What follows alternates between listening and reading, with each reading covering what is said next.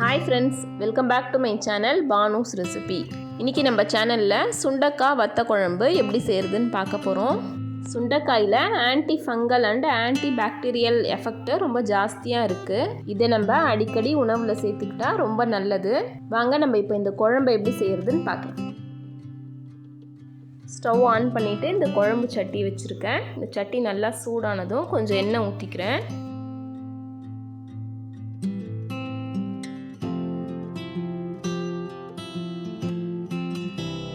முதல்ல நான் கடுகும் வெந்தயமும் சேர்த்துக்கிறேன். இந்த கடுகு நல்லா வெடிஞ்சதும் சீரகமும் சோம்பும் சேர்த்துக்கிறேன். கருவேப்பிலையை போட்டுக்கிறேன். இப்போ நம்ம கட் பண்ணி வச்சிருக்க பச்சை மிளகாய், பூண்டு, சின்ன வெங்காயம் இது எல்லாத்தையும் சேர்த்து நல்லா வதக்கிக்கலாம்.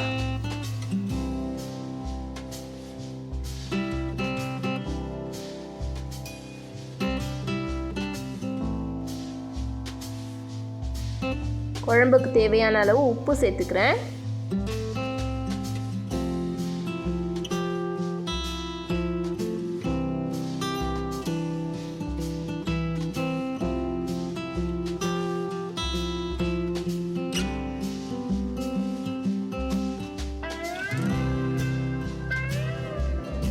இந்த அளவுக்கு வதக்கிட்டு 2 தக்காளியை அரைச்சி வச்சிருக்கேன். அதை இது கூட சேர்த்துக்கிறேன். இந்த தக்காளி கொஞ்ச நேரம் இதில் நல்லா வேகட்டும்.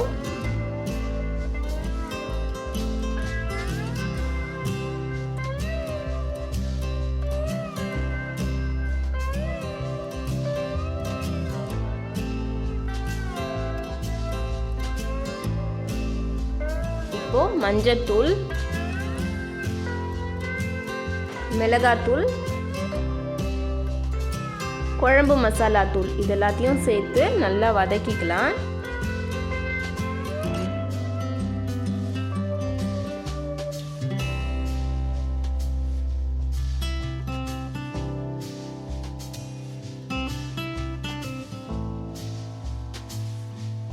இப்போ புளி கரைசலை இது கூட சேர்த்துக்கலாம்.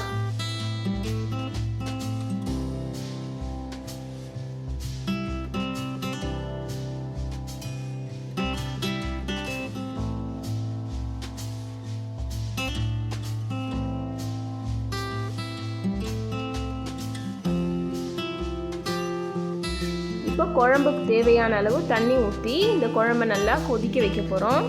வத்த குழம்பு எப்பயுமே கொஞ்சம் திக்காக இருந்தால் தான் நல்லாயிருக்கும். அதனால் தண்ணி மட்டும் கொஞ்சம் பார்த்து சேர்த்துக்கோங்க.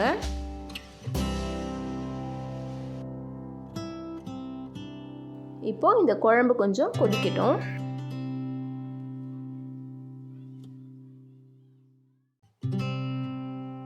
குழம்பு நல்லா கொதிச்சிட்ருக்கு.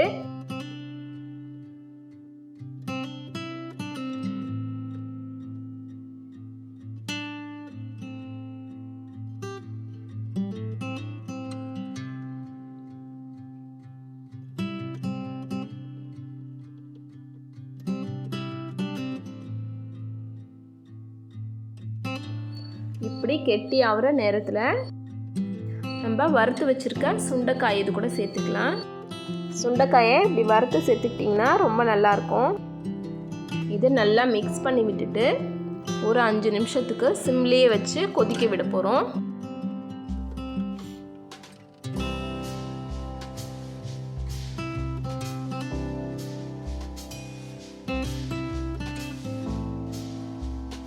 ரொம்ப சுவையான சுண்டைக்காய் வத்த குழம்பு ரெடி ஆயிடுச்சு.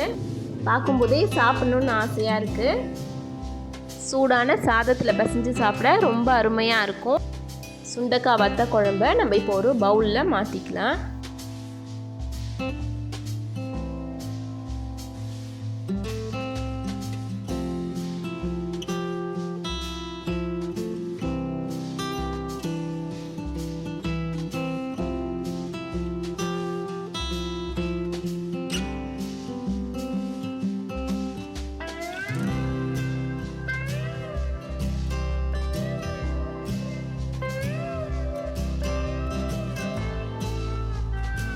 இந்த ரெசிபியை நீங்களும் ட்ரை பண்ணி பாருங்கள்.